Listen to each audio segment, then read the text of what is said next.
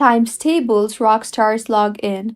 Hello everyone, I am Bishaka and welcome to our channel Create Login and Delete. Let's get right into the tutorial. Rockstar is a fun and challenging program designed to help students master their timetable. It helps younger kids to learn multiplication tables and division facts in a fun and exciting way.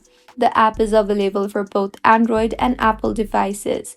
You can also browse through your web browser in both your desktop and your mobile phone. Now let's move forward. Open your preferred browser and in the search bar search for rockstars.com. You will be led to the official webpage of Times Table Rockstars.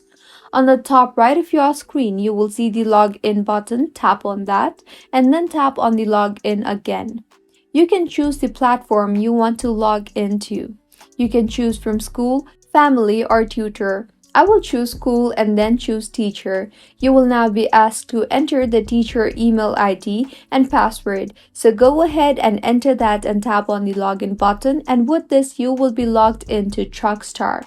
Also, just in case if you have forgotten your password, then you can always go ahead and tap on the I forgot my password option and recover your password by following the prompts shown on the screen, and this is how you can log into Times Tables Rockstars.